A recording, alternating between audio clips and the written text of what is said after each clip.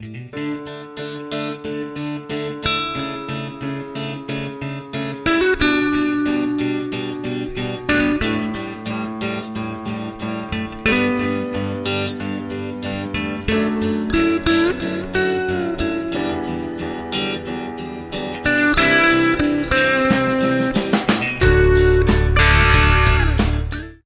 ¿qué tal? Bienvenidos a Letras Habladas, número 20. Ahora sí el 20. Perdónenme a mí personalmente que la vez pasada y cometí una errata y me emocioné y pensábamos que íbamos en el 20. Ahora sí estamos aquí. Como siempre me acompaña mi amiga, mi compañera Ari Sánchez Romero. Ari, ¿qué tal? ¿Cómo estás? Hola Miguel, muy bien. ¿Y tú? Bien, bien, feliz porque ya llegamos al 20. Ahora sí. ¿Qué tal? ¿Cómo te ha ido? Como esta semana hemos estado muy movidos. Estrenamos una nueva sección hace 2 días, el domingo. eh, Filosofía sin límites, es una sección en donde tratamos de llegar el conocimiento filosófico de una manera diluida, pero condensada, y acercándonos a ustedes y con subtítulos incluidos, pues tratando de ser un poco inclusivos y de llegar a más personas y que sobre todo las personas que tienen alguna discapacidad auditiva puedan acercarse al conocimiento filosófico de una manera fácil, accesible, pues con esta manera de los subtítulos que no sean estos automáticos que hace YouTube, sino realmente corroborando que estén correctamente, pues, lo que digo o lo que se dice en el audio, pues sea correctamente lo que se escribe. Y antes de empezar, invitarlos a este sábado, tenemos nuestro directo, nuestro Letras Habladas Live, a las 7:30 de la Ciudad de México. Y tenemos algo muy especial en este directo, además, bueno, de seguir leyendo El Mundo de Sofía, tenemos algo muy especial que Ari nos va a compartir. Bueno, queremos también invitarlos, ¿no? A que evidentemente se sumen como todos los sábados a este directo de, como dice Miguel, El Mundo de Sofía. Y en esta ocasión tenemos un sorteo que se pudo realizar gracias a la Universidad Ibero y se van a rifar 3 libros y una revista en donde ustedes pueden participar. De hecho, pueden ver como las bases y lo que se requiere ya sea en Facebook o en Instagram. Entonces los invitamos a que se metan al directo y que se queden para que también sepan un poco más de qué se trata y puedan participar ustedes en el sorteo. Y si no han participado, pues entrar al post de Facebook, ahí está, aunque pueden ver las bases en los dos, lo importante es participar en Facebook, así que en Facebook darle like y bueno, seguir las instrucciones que están ahí para pues poder tanto realizar ese sorteo y que pueda salir ganador, como también poder seguir renovando y actualizando promociones, porque bueno, gracias al éxito y a la respuesta que estamos teniendo de ustedes de estos sorteos es que más y más de estas pues, alianzas que tenemos, de estas instituciones pues, que tenemos alianzas, se suman, nos logramos convencer para que nos regalen ahí sus libros. La primera vez fue el Colegio Profesional de la Comefi, ahora es Libero, así que entre más participación tengamos de ustedes, pues más podemos tener este tipo de materiales. Son libros muy, muy interesantes, muy buenos, así que aprovecharlos y entrar a Facebook, porque todavía están a tiempo. Esta convocatoria cierra este viernes, así que todavía tienen estos días para sumarse y participar. Y retomando un poquito Sin Límites, Sin Límites, Filosofía Sin Límites se va a emitir los segundos domingos de cada mes para que estén al pendiente de esta nueva sección, todos los domingos segundos, así que espérennos con más y más material. Y si ustedes tienen alguna duda, alguna pregunta, alguna inquietud sobre algún tema en filosofía, pues igual nos los pueden hacer llegar directamente a letrashabladas@filosofianared.com, tanto para abordarlo en el podcast como también, pues quizá poder tomarlo como base para poder elaborar material y temas que a ustedes les puedan interesar y que pueda, pues, ser convertido en filosofía sin límites para tratar de acercar este conocimiento a todos y todas. Y ahora, sin más, comenzamos nuestro tema. El día de hoy vamos a tomar un tema un poco polémico, porque se va a ver como que quizá queremos reivindicar a cierto tipo de personajes históricos y no históricos, ficticios, pero lo queremos abordar desde una óptica muy, muy particular. Puede que algunas cosas podamos repetir, quizá en nuestro podcast pasado, que va a estar por aquí, en esta cajita, en donde van a ver, hablábamos hace creo que como 3 episodios de por qué amamos a los villanos, por qué nos gusta, o por qué estamos como esta tendencia, o los estudios, por ejemplo, en el cine, esa tendencia a sacar filmes de villanos y de darles una historia de origen y darles un trasfondo, y por qué está teniendo tanto éxito. Así que En relación a esto vamos a retomar un poco ello, pero enfocándolo hacia otro sentido. Y es si somos malos por naturaleza o nos hacemos malos. Así que si el mundo nos hace malos. No sé, Ari, bueno, lo planteemos con Ari, ¿qué piensas, Ari, de ello? Creo que, como dices, es un tema que de alguna manera tocamos con ese otro episodio de Letras Habladas, pero ahora como que quisimos abordarlo desde una perspectiva ya distinta, incluso nosotros lo pensamos como más desde la sociedad, ¿no? Porque en ese momento quizá era como muy particular de acuerdo a cada villano y al final no lo trasladamos como tanto a la realidad, sino más bien un interés pues meramente como relativo al cine o así. Y en esta ocasión quisimos como extenderlo como algo más amplio. Entonces, y pues ya lo veremos, ¿no? A lo largo del episodio, que es básicamente, lo vamos a ver a lo largo de la historia, ¿no? De todos estos personajes que empezaron haciendo, que a lo mejor al principio en sus vidas no eran como muy relevantes ni destacaban muchísimo en cuanto a su personalidad, pero después cometieron pues acciones violentas contra ciertos grupos y crímenes contra la humanidad, pues que evidentemente están en la mente de todo el mundo, entonces va a ser diferente en ese sentido. Y esto del mal siempre ha sido algo que ha llamado mucho la atención. De hecho, lo podemos ver desde la Biblia misma, cómo se le trata de dar un origen al mal y si es que somos como que llamados a ser malos por naturaleza y es una fuerza divina la que nos reprime en este caso, con el pecado original, por ejemplo, y con, bueno, a posteriori con el cristianismo, con el bautismo y esta forma de limpiar el pecado, pero también la consuficiencia, que es como que esta tendencia natural a hacer el mal, o si somos buenos y nos hacemos malos o tendemos conductas malas. Porque, bueno, lo platicaba con Ari antes de entrar a grabación, como por ejemplo podemos ver en los niños, en los bebés, hay muchos estudios que hablan de la empatía, hablan de esta tendencia natural a cuidar, a proteger, a ayudar, a devolver. O la Universidad de Oxford, les vamos a dejar los enlaces por aquí abajito, tiene un estudio de estos como 7 conductas morales, como que propias o naturales de todas las sociedades, como es regresar el bien recibido, el favor recibido, el querer ayudar a los demás, y cómo son conductas que se reflejan en pequeños, incluso en bebés. O sea, ves un bebé y un bebé si ve a otro bebé llorando, si no está maleado, si no está a lo mejor con un contexto ahí contaminado culturalmente, va a acercarse y le va a preguntar en idioma bebé, le va a preguntar pues qué le pasa, o va a tratar de ayudarlo, de consolarlo. Y es algo entonces que nos lleva a pensar si a posteriori después estas conductas por qué cambian o por qué podemos ser más fríos, por qué podemos ser más distantes, por qué nos podemos hacer malos. Y también, ¿qué sería ser malo? ¿O qué sería ser bueno? Porque ahí vendría un dilema muy interesante, qué es ser bueno y qué es ser malo. Yo creo que esta pregunta, como dices, o sea, no es como algo que nos estemos haciendo de la nada, sino que, por ejemplo, tan solo en el ámbito de la filosofía, es una pregunta que se hace pues, desde literalmente que pasó este periodo, ¿no? De que conocemos tanto en filosofía, que es el paso del mito a logos, cuando antes nos contábamos historias y relatos y luego pasamos a ser como seres más racionales. eh, y a empezar a guiar como las comunidades mismas, ya como no tanto a través de historias, sino de la racionalidad. Y creo que esta pregunta también, yo creo que lo primero a lo que lo remitimos es esta discusión como entre los contractualistas que era de Hobbes y Rousseau, que decían que si el ser humano era malo por naturaleza o si se hacía malo.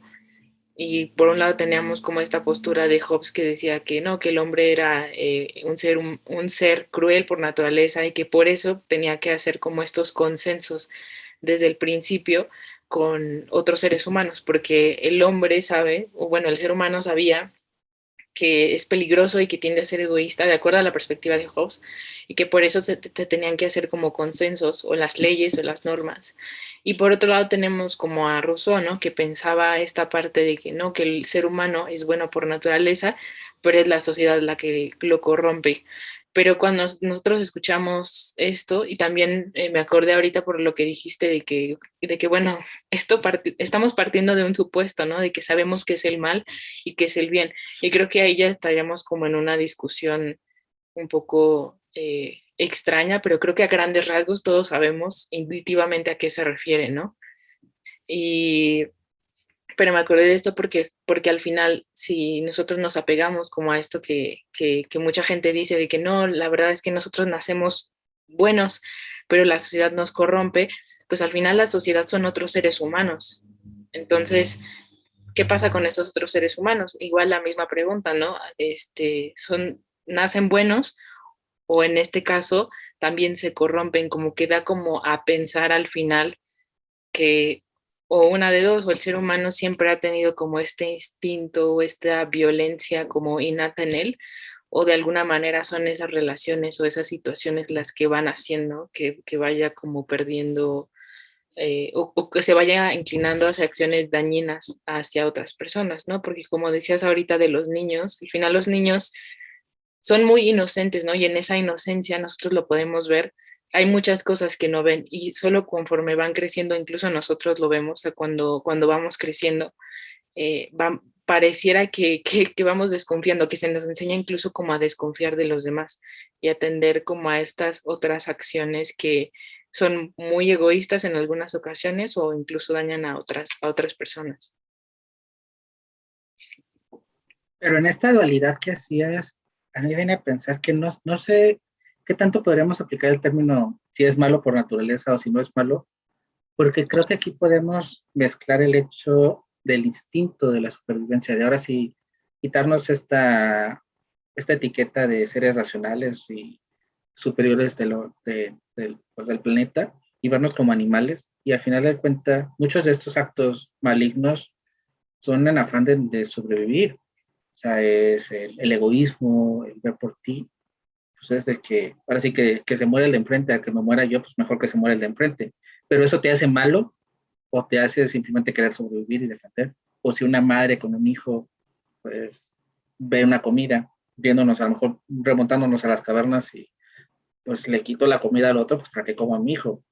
Entonces estoy viendo por mi hijo y para mi hijo voy a ser buena porque yo proveía a mi hijo de comida, aunque para el otro a lo mejor se murió de hambre. Entonces, no sé qué tanto hay rosa en este sentido de si es instinto, si es tendencia natural, no tanto a ser malos, sino a sobrevivir, a subsistir, o qué tanto es a dañar. Y en los niños también, aunque hablaba yo de este lado de la empatía de todo esto, también se ve el egoísmo, ¿no? Se ve esta parte de querer ser tú, o sea, tú lo puedes ver en un niño de muchas veces, algunas cosas pues iban a querer compartir, otras cosas lo van a quedar para ellos, ¿no? Comida, va a ser raro el niño que si tiene una paleta que le gusta, la va a querer compartir, se la va a quedar y se la va a comer el bebé. Entonces, ¿qué tanto es maldad o qué tanto es pues instinto?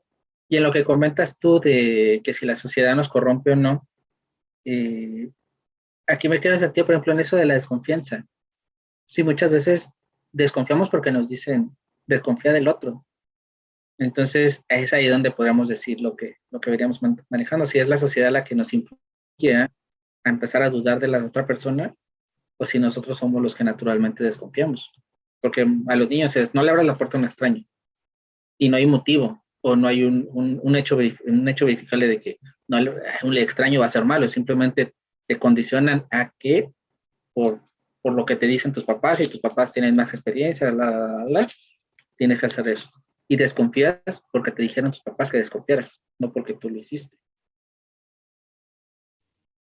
Esto que mencionas es muy interesante porque yo pienso que sí hay como una parte instintiva, o sea, que viene de literalmente, digo, recordemos que al final somos, o sea, sí somos seres humanos, somos seres racionales, pero al final tenemos o sea, somos mamíferos, somos animales, ¿no? Entonces yo sí creo que hay una parte instintiva que tiene que ver con esto, pero también hay una parte cultural. Y ahorita que dijiste esto, me acordé de... Freud tiene un libro que se llama El malestar en la cultura y él habla como de todo esto, o sea, como de la maldad desde el punto de vista psicoanalítico, pero él dice que básicamente lo instintivo en el ser humano es la agresión, o sea, la agresividad, pero no en un sentido como lo veríamos ahorita, digamos, a nivel cultural, ¿no? De que el ser humano como un ser agresivo con otros nada más porque sí, sino él decía que en el ser humano siempre había como esta parte de destrucción, pero que era parte del ser humano. O sea, que al final, por ejemplo, imagínate cuando estamos tratando de aprender algo, ¿no? Incluso ya lo hemos dicho aquí en algunas ocasiones. Cuando estamos aprendiendo algo, tenemos que destruir necesariamente las preconcepciones que nosotros tenemos de otras cosas. Y en este sentido involucra como una destrucción y una agresividad, ¿no? El mero hecho de nacer también implica una agresividad, ¿no? O sea, él pone como varios ejemplos así y él dice, la agresividad es algo que está en el ser humano, pero la maldad, creo yo, es algo que ya es a nivel cultural. Es decir, el ser humano por naturaleza, creo yo, tiende a la agresividad, o sea, es agresivo. En el sentido de que es instintivo, o sea, va a buscar evidentemente si ve que hay algo en su entorno que hace que peligre su propia vida, claro que va a reaccionar ante eso, ¿no? Pero yo creo que la maldad tiene que ver con un aspecto ya más cultural, que es esta parte que se nos enseña a nosotros de desconfía de tal persona o recuerda que todas las personas te mienten, ¿no? Porque lo he escuchado varias veces y creo que a muchos nos enseñan así, ¿no? No creo que lo hagan como con una mala intención, sino que al final creo que obedece a lo mismo, ¿no? A protégete, ¿no? A cuida por ti antes que por otros. Pero creo que esta parte de la maldad ya es como algo más cultural y en este sentido ya hasta podríamos hablar como de cómo desemboca en otras formas que ser cruel con otros. Pero no sé qué piensas tú de eso. En esto del agresivo, pues sí, nos defendemos y vas a sacar, ahora sí que vas a sacar uñas y dientes y eso es, y creo que lo vemos normal, en estado normal y se potencializa de una manera muy natural, muy instintiva con las madres, ¿no? Sobre todo con las madres. A lo mejor con los padres se llega a ver, pero con las madres en específico, el cómo proteges, ahora sí, cómo proteges a tu cachorro, ¿no? En esta alegoría mamífera, ¿no? En cómo vas a defender siempre la vida de tu bebé. Bueno, de ciertas maneras, ¿verdad? Porque luego hay unas que rompen la regla, ¿no? También, vaya por decirlo. Pero en esto de la maldad, me lleva a cuestionarme si es cultural, entonces es subjetiva, porque va a depender la maldad de la cultura. Y lo que para mí es malo, para ti no es malo. Entonces, ¿qué nos lleva a decir que una persona es mala y que una persona es buena? Porque aquí entonces tenemos que caer a consensos, quizá más universales, donde puedes definir, pues bueno, Hitler era malo.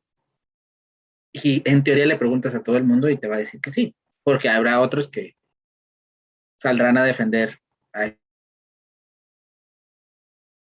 este señor, que lo que hizo no era esto, o no sé, le puedes preguntar a alguien, no sé, Cruella de Vil es mala, y habrá unas personas que te van a decir, sí, sí es mala, y otras personas a lo mejor que no, pues no es mala, actúa por X o Y, pero no es mala. Entonces, ¿cómo logramos este consenso? Porque históricamente ha habido elementos en donde se hacen acciones o se ataca a alguien porque está en contra de lo que tú piensas que él está haciendo o que ellos están haciendo algo que tú consideras que es malo, y entonces los atacas para sacarlos de esa maldad y defender tu bondad o defender tu postura, defender tu ideología y decir, bueno, es que lo que yo hago está bien y lo que tú haces está mal, entonces pues tengo que hacerte, tienes que entrar en razón de que estás mal. ¿Dónde podemos llegar a este consenso en donde podríamos, si amena esta cultura y amena lo subjetivo de lo que es la maldad, llegar a algo objetivo y poder consensuar qué es malo o qué no es malo o qué no es tan malo? Y si lo no tan malo deja de ser malo o se convierte en medio malo.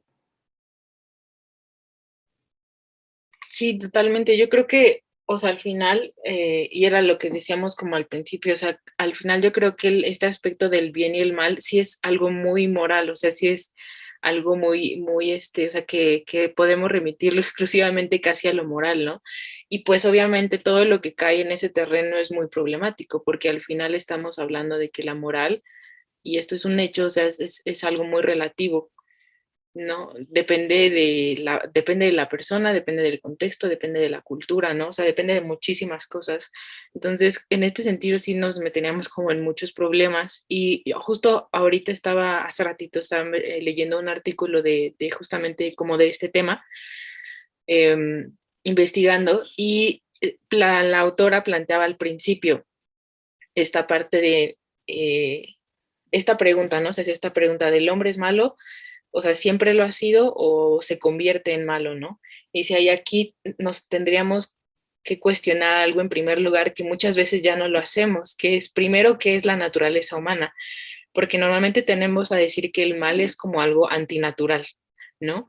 Y creo que es como la moral lo ve, o sea, que el mal dentro de la moral se ve como algo antinatural, pero ahí ya nos estamos metiendo con qué es lo natural, ¿no? Que es básicamente lo que tú estabas planteando, ¿no? Y aquí pareciera que ya tenemos como una concepción muy clara de lo que es la naturaleza humana, pero creo que al final es muy ambiguo, o sea que nosotros muchas veces partimos de lo que sabemos que es la naturaleza humana, pero al final no lo sabemos o no lo tenemos muy claro. Entonces, definir como qué entra en mal y qué no entra, se me hace ya algo muy, muy complejo y evidentemente depende pues, del contexto, evidentemente. Pero no sabría cómo llegar como a este consenso. Yo me acuerdo en una ocasión que leí un libro de filosofía moral y se topaba con este problema, ¿no? De qué es el mal. Y entonces decía, es que si nosotros no lo definimos, entonces quiere decir que siempre vamos a estar en caos, etcétera. Y el autor proponía la perspectiva del utilitarismo, ¿no? La premisa del utilitarismo que era ante la disyuntiva de no saber qué es el mal o qué sí es el mal, él proponía la visión de John Stuart Mill, que hablaba sobre eh, que quizás un consenso a lo que se podría llegar era provocar el mayor placer al mayor número de personas. Pero aún así, creo que en esta concepción, si la hacemos como muy universal, nos meteríamos en demasiados problemas, ¿no? Porque ¿qué pasa con esas personas que no entran en ese bien mayor, ¿no? Eh, pero yo diría, pues eso, ¿no? Básicamente que no se lo veo mucho desde la ética de Aristóteles. Aristóteles era como muy partidario de evaluar caso por caso. Entonces, creo que esto es muy complicado y creo que hasta en algunas ocasiones podría caer como en lo utópico, pero creo que podría ser una alternativa, quizá no para todo, pero quizá en algunas ocasiones sí sería como pertinente, pero al final concuerdo mucho contigo en esto que dices. Creo que esta parte de lo moral y lo bueno, bueno, lo malo y lo bueno, sí cae en un terreno moral y por eso mismo sería como muy problemático tratar de definirlo. Yo soy más, igual con las definiciones, no es medio extraño, pero más como quizá cuando transgredes al otro, cuando tus acciones transgreden la autonomía, la felicidad del otro de alguna manera. Es cuando ya entonces, en teoría, haces algo malo.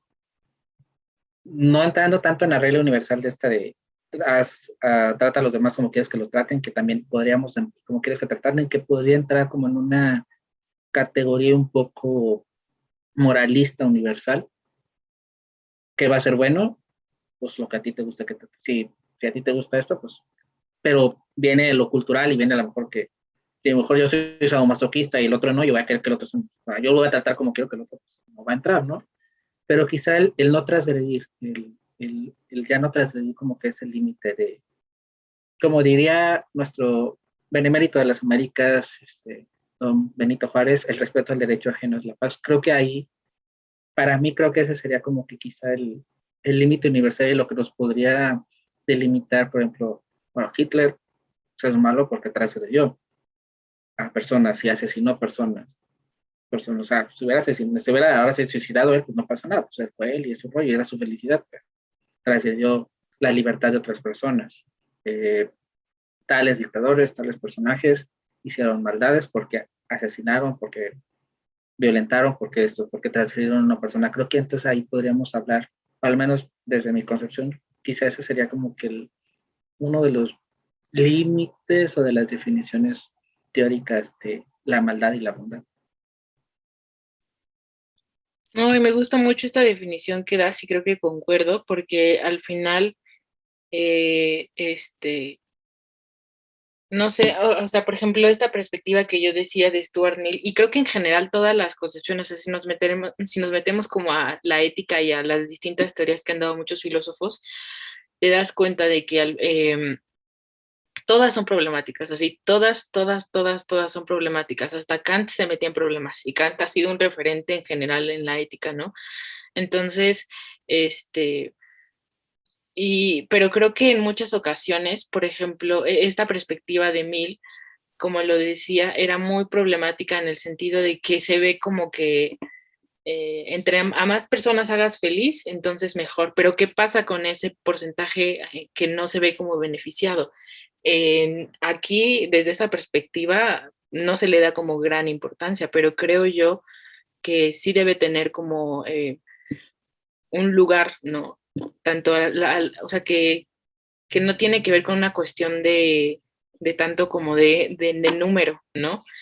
Sino como evaluar, como lo dije, como caso por caso, sino, y en este sentido es en lo que concuerdo contigo, porque al final creo que cuando sabes que estás haciendo mal, incluso en un sentido individual o particular, ¿no? O sea, tú cuando estás, no sé, conoces a una persona y a lo mejor haces un comentario, luego te puedes dar cuenta de cómo recibe la otra parte ese comentario. Y entonces ahí tú ya también vas como diciendo, ah, ok, esto que dije a lo mejor no le gustó tanto y entonces lo que haces es como o replantear o buscar otra manera de decir las cosas o quizá con mayor tacto o ya no tocar ese tema. Pero ese es como el sensor que te vas tú creando cuando vas relacionándote con otras personas, ¿no? Que es, ok, lo que yo dije está dañando al otro, entonces paro o ya no lo vuelvo a hacer o ya no toco ese tema, ¿no? O al menos eso sería lo ideal, ¿no? Pero sabemos que algunas personas no lo hacen, pero ese sería el ideal, ¿no? O sea, de ver que cuando estás afectando la integridad de la otra persona o cuando le estás faltando al respeto, o simplemente cuando estás haciendo sentir mal a alguien, creo que ahí de ya debería de ser un tope, sin importar si son 10 personas, sin importar si es una persona, ¿no? Sino como que ese debería de ser ya el tope o ese límite, ¿no?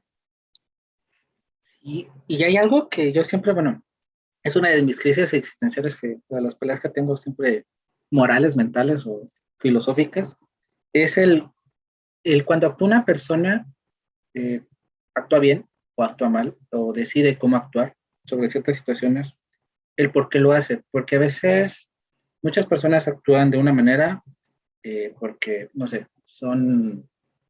dan dinero a la caridad, porque son creyentes y así saben o esperan que Dios los tome en cuenta y pues se ganan su favor y pueden aspirar al cielo más fácil, o lo que sea. O otras personas nos roban solo porque tienen miedo a que los descubran e ir a la cárcel. Entonces es cuando entra por ejemplo, es algo de lo que se critica mucho en el ateísmo, o se critica a los creyentes de que si realmente este radar moral, que es algo que a veces se incluye en la religiosidad, que Dios es este radar moral o este radar de conducta, si la persona realmente actúa por convicción, actúa realmente porque quiere hacerlo, o porque le tiene temor a Dios, o porque le tiene temor al infierno, o porque anhela un cielo. Y entonces, ¿qué tan honesto es o qué tan realmente bueno es una persona que es buena porque está actuando porque quiere ganarse el cielo, por interés, y no actúa realmente de convicción de corazón pues, así que no le importa si se gana el cielo o no, sino simplemente pues fue empático en ese momento con la persona y quiso ayudar. Y es en esta situación en donde, ¿cómo podemos incluso definir a una persona si realmente es buena o no? Porque esa es una siempre de mis crisis existenciales, que es, ¿cómo defines que los actos realmente son buenos, buenos, buenos, o realmente tiene todos porque ya sea por miedo a la ley, ya sea por miedo a Dios, ya sea por miedo a la sociedad misma de que te juzgue, de que a lo mejor tú vas caminando en la calle y quieres tirar la basura en la calle, pero sabes que te están viendo personas y mejor la tiras en el bote porque te están viendo las otras personas y no porque realmente tú estás convencido de que la quieres tirar en el bote.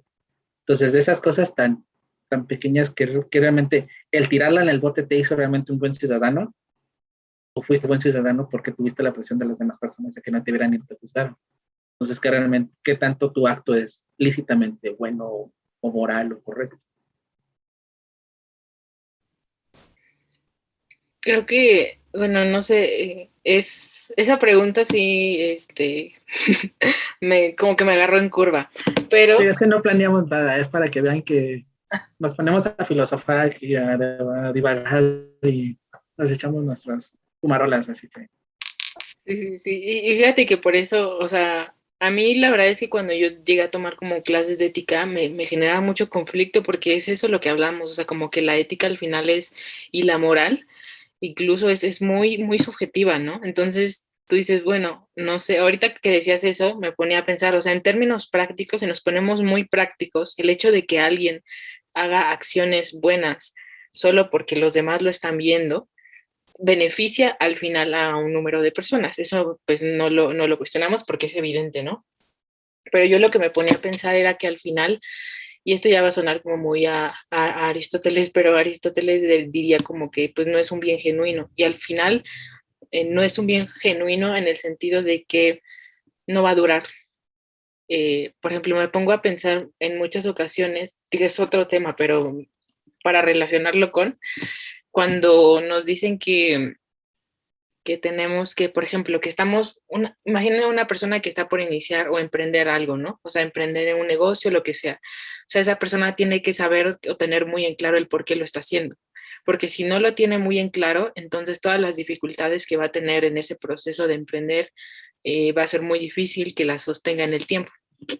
Creo que pasa lo mismo cuando estamos hablando de una persona que hace el bien, nada más por el que dirán o por el deber ser y no genuinamente, porque al final eh, ese bien no tiene raíces profundas y entonces solo lo va a hacer en determinadas circunstancias y en contadas ocasiones. Entonces creo yo que puede ser que sus acciones beneficien a los otros y creo que eso es cierto, o sea, como lo dije, no es algo como cuestionable porque es evidente que esas acciones buenas son buenas, aunque la intención no es buena, pero benefician al final a un número de personas, o a una persona o al número de personas que sean, ¿no? Pero al final no va a durar su bien o sus acciones buenas porque no son genuinas o no tienen un trasfondo. Entonces, eh, no sé, creo que aquí también me hace pensar en que olvidamos mucho algo muy importante que era muy, muy, o sea, que estaba muy consciente en los griegos sobre todo, y que lo hemos perdido con el paso del tiempo, que es esto de la congruencia. O sea, como en los filósofos griegos, sobre todo es donde los tengo más presentes, había mucho esto de equilibrar tu mente, o sea, bueno, tu cuerpo con tu alma, ¿no? Que en este caso era como tu, tu mente con tu cuerpo. ¿No? Y entonces tenían que estar como en el mismo lugar, entonces tus acciones tenían que de alguna manera dirigirse a tus pensamientos y tus pensamientos tenían que corresponder con tus acciones. Y esto era lo que al final determinaba una vida virtuosa, que era el hecho de que tus acciones o lo que tú hacías eran genuinas y por lo tanto iban a durar en el tiempo. Y eso al final lo que hacía era que tuvieras una vida feliz, pero ahorita parecería que ya nada más basta con que tengas una y que tengas la otra y muchas veces olvidamos ese punto en consenso, que es la congruencia. Y a lo mejor no nos detenemos a pensar tanto que la congruencia al final es importante, porque si tú haces una cosa sin la otra, no va a durar demasiado tiempo, pero si tú buscas como ese punto de congruencia en donde esas dos cosas se junten, tus acciones con tus pensamientos, eso es algo más sostenible en el tiempo que si nada más, por ejemplo, actúas de una forma, pero por el que dirán o por el deber ser. Con este último comentario, si te escuchara Foucault y ahorita con un dilema que traen de si cancelan la obra o cancelan al personaje y todo esto, de linchan esto de las teorías, esto Los celos.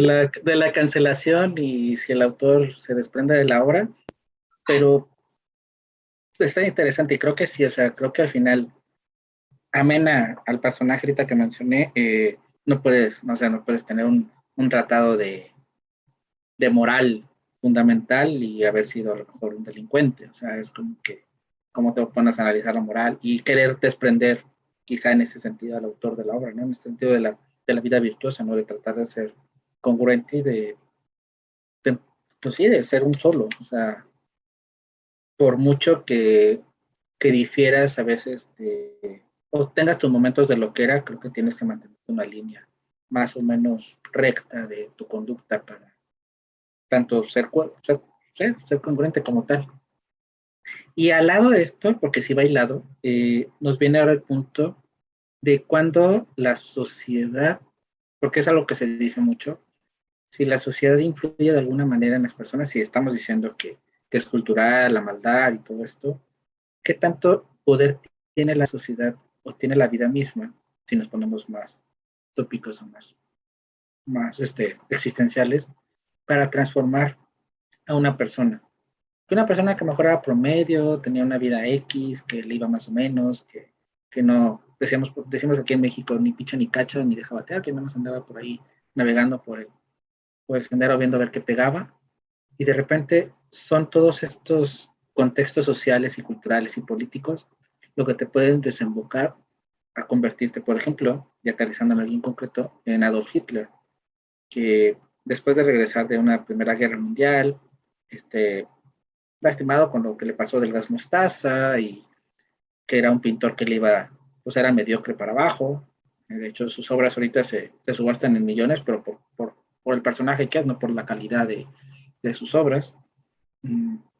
Que intentó, incluso no sabía ni qué, era religioso, intentó entrar al seminario, intentaba ahí como que a ver qué hacía, qué no hacía, no pegaba, y de repente se juntaron, parece, los elementos necesarios, acude a una junta del Partido Socialdemócrata como infiltrado, se seduce por el discurso, adopta un nacionalismo alemán siendo austriaco, que es algo que siempre me da mucha risa, como defiende Alemania siendo austriaco, eso es harina de otro costal, y cómo todos estos elementos socioculturales desembocan en algo que concluíamos también, Arancillo, antes de entrar a la grabación, en quizá una motivación, viéndola entre líneas, y aclaro, entre líneas, quizá legalmente válida o válida, que es sacar a Alemania de esta derrota que había tenido ante la Primera Guerra Mundial, levantarlo, hacer esa potencia mundial, que después en el camino se trasloca y se hace toda,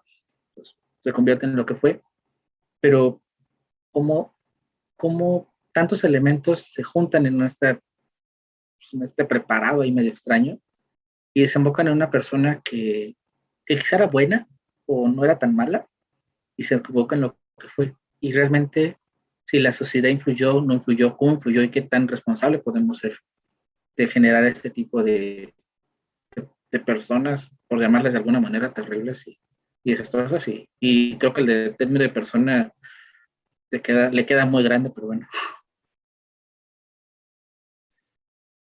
Sí, creo que también este es como una interrogante muy, o sea, a la que nos lleva inevitablemente la pregunta, ¿no? Porque es, bueno, si el ser humano no es malo por naturaleza y si sabemos que tenemos, o sea, que nacemos siendo pues empáticos o por lo menos no empapados como de todo este aspecto cultural, etcétera, entonces ¿de dónde proviene, no? Esa actitud hacia los demás o esa crueldad que muchas veces desarrollamos. Y como lo dices al final, si nosotros analizamos como la historia de muchos personajes históricos, como es el caso de Hitler, que al final de cuentas es el que nos es más familiar, pues sí da mucho a pensar como en qué pasó ahí, ¿no? O sea, porque al final Hitler es uno, pero es un patrón que se repite a lo largo de la historia.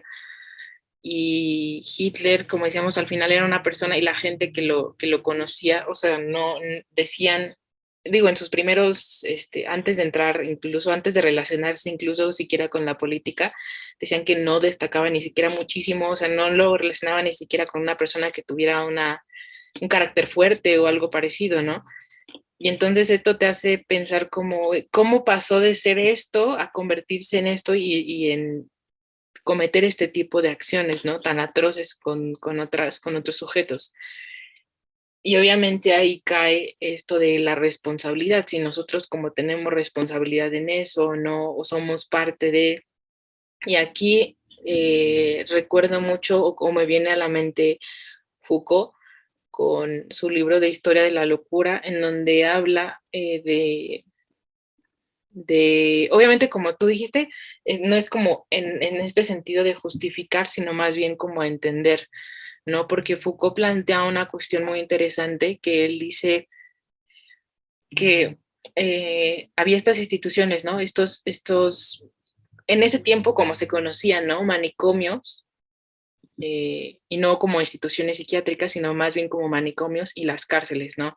Pero él se refería como a este grupo de personas que estaban rezagadas por la sociedad y decía que eran como, o sea, que tanto los médicos, o sea, los doctores, los psiquiatras, los psicólogos en ese entonces también, o incluso las personas que estaban al frente de estas cárceles y se encargaban de regular todo este tipo de instituciones y de lugares, lo que hacían era como controlar a cierto grupo de personas que al final tenían ese aspecto de ser una plaga en la sociedad. Y él decía que eso era al final eh, como si nosotros solos nos pusiéramos el pie, porque decía que el hecho de rezagar como a este tipo de personas, lo que hacía era deshumanizarlos. Y entonces, en caso de que salieran o en caso de que se quedaran o así, perpetuaba el problema en vez de arreglarlo. Entonces, lo que ocurría más bien en esas instituciones, lejos de solucionar el problema, era que se deshumanizaba a las personas. Y yo sé que son cosas completamente distintas, digo, relacionado con el contexto de Hitler, ¿no? Como así como de muchos tiranos que han habido a lo largo de la historia, que en el caso de estas instituciones o de las personas que estaban ahí, pero creo yo que sí señala un problema y que es al final, no sé, me acuerdo mucho de una pregunta que nos hacía un profesor en una materia que no recuerdo cuál era, pero que nos decía que cómo sabíamos nosotros que lo normal no era estar loco y que nosotros en realidad éramos los locos. Y creo que es una pregunta muy real y muy pertinente, ¿no? Porque nosotros al final sí tratamos, creo que hoy hasta la fecha, a personas a lo mejor que no tienen las mismas no sé, que no se identifican incluso con la mayoría de la gente, los tratamos como una plaga. Y creo que en ese sentido, creo que sí tenemos como una responsabilidad, eh, pero aún así, o sea, y en ese sentido obviamente hay muchísimas cosas por hacer, tan solo veámoslo como en las cárceles, las condiciones en las que viven las personas que están en la cárcel, en las instituciones psiquiátricas que ya sabemos que ya son o sea, que ya están como más estandarizadas y que tienen quizá ofrecen otro tipo de calidad de vida a las personas, pero al final estamos hablando de que la mayoría de ellas, o en su mayoría, son privadas, ¿no? Entonces, y creo que en este sentido sí podríamos como hacer muchas más cosas y no creo yo que tengamos como tal o decir que señalar que nosotros somos los culpables de crear individuos así, pero creo que hay ciertos individuos o ciertas personas que nacen con ciertas predisposiciones y podrían encontrar mayores herramientas, tanto psicológicas como no sé, sociales, etcétera, para poder vincularse o reinsertarse en la sociedad y quizás nosotros no estamos esforzándonos en proveerlo para todos por igual, no solo a esas personas, sino para todos por igual. Y creo que ahí podría haber como una oportunidad muy importante de que nosotros pudiéramos hacer algo, pero no nos señalaría necesariamente como a nosotros como los culpables. Sí, es como cuando te dicen que eres, o sea, que como niño tú no eres culpable, más bien de adulto que te dicen que de adulto tú no eres culpable de las heridas que traes del pasado, de los traumas que llegaste a vivir, o sea, no eres responsable de eso, pero sí eres responsable de lo que vas a hacer con eso. Creo yo lo veo como más en ese sentido, pero no sé qué piensas tú. Ahorita, retomando un poco, bueno, haciendo las dos vertientes porque viene lo de Hitler que estábamos y lo de Joker, porque bueno, lo de Joker, lo de Foucault, me anticipé, hice spoiler, pero creo que va muy de la mano con la crítica que hace la película esta de Joker de Joy Phoenix, porque precisamente es un personaje que, bueno, tiene un problema mental, que sufre discriminación, que trata de salir adelante, que es medianamente bueno, o trata de ser medianamente bueno, moralmente bueno, y es a raíz de cómo le van cerrando ahora sí que la llave en la institución de salud, de cómo le van privando de estos apoyos, que él desemboca en esta locura, ¿no? Desemboca en esta, pues sí, se hace se convierte en el Joker, de ser una persona que más o menos era el payaso que ahí estaba y que cómo se burlaban de él, cómo todo esto va haciendo ese efecto dominó y desemboca en ello. Y en cómo, como dices, y las instituciones de salud, y lo digo por experiencia, las instituciones de salud mental, porque como enfermero me tocó en un semestre ir a una institución de salud mental, no son tan bonitas como las pintan, o sea, realmente, afortunadamente, no he ido a una cárcel, no he tenido esa experiencia de visitar a la cárcel, pero al menos en las instituciones de salud, lo triste es que ves cómo podemos perder la humanidad, porque, bueno, al menos yo estuve en una de nivel, ya no nivel 4, en el nivel más agudo, no, en el que simplemente estás deprimido, te pones a llorar y no, ya, o sea, ya personas con trastornos fuertes, en cómo te deshumanizas, cómo se deshumanizan, cómo pierden desde la vergüenza, cómo pueden andar desnudos, cómo se hacen del baño, por ejemplo, cosas intensas, cosas fuertes que realmente si no se capacita en ese caso al personal que tienes en contacto y el cómo tienes que ser empático, ocasionas precisamente esto, porque obviamente dentro de su mundo, pues se quedan resentidos, también sienten, o sea, sienten y saben, por ejemplo, cuando alguien del personal los trata bien o los trata mal, por muy desfasados que estén, saben que te tratan bien o te tratan mal. Entonces, si tú no logras precisamente este acercamiento, que es difícil, o sea, desde este lado es difícil ver a alguien y ver cómo su humanidad se ve totalmente diluida, cómo pierde la razón. Es de las situaciones más tristes que he vivido en lo personal, o sea, porque sí, de frente a situaciones son inenarrables, o sea, son realmente te agoniza, o sea, es ver todo lo que hacen y esa impotencia que tú no puedes intervenir también, porque o te pueden dar un santo golpe con la fuerza del mundo, porque ahora sí que como Hulk se convierte y agarra triple fuerza, como también es parte de ese proceso que ellos viven. Pero como tú tienes que ser en este lado empático, duro también, para poder llevarlos y evitar precisamente lo que le pasa al Joker, ¿no? Como un mal gesto, una mala cara, una mala acción, les genera rencor. Y cómo este rencor puede desembocar en tantas cosas. Y es por eso, por ejemplo, cuando él con un procedimiento comete un delito, pues obviamente no se juzga igual, porque obviamente sus facultades entran desde otro, o sea, no entra esta malicia, no entra esta intencionalidad, sino entra en ese sentido pues de no querer hacerlo, simplemente es pues, esta pérdida de razonamiento. Entonces, sí, en ese sentido, creo que en lo de salud mental sí podremos entrar más en como que la responsabilidad de nosotros, porque independientemente de que si lo normal es ser normal o no ser normal, dándole un término, creo que sí conlleva más a nuestra responsabilidad y a nuestra sensibilidad que hemos perdido, de que tratamos solo a lo que es igual y lo que es diferente nos asusta y lo queremos repeler.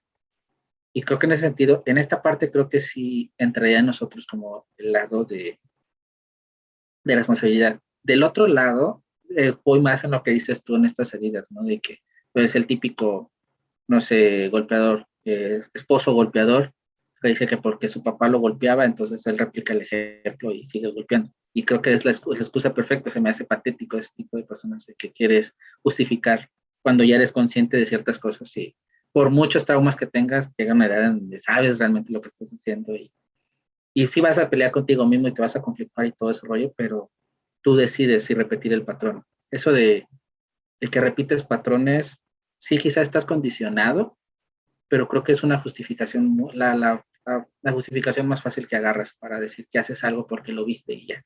Cuando ya tienes una edad de 20, 22, 18, o sea, ya cuando eres consciente de, todavía un niño, pues a lo mejor, pues sí, golpea a la hermana porque el papá golpea a la mamá, pues bueno, ok, a lo mejor porque es un niño de 5 años y ve ese patrón, pero ya un adolescente, un joven para arriba, creo que ya la golpea porque quiere golpearla, no porque realmente es ese patrón.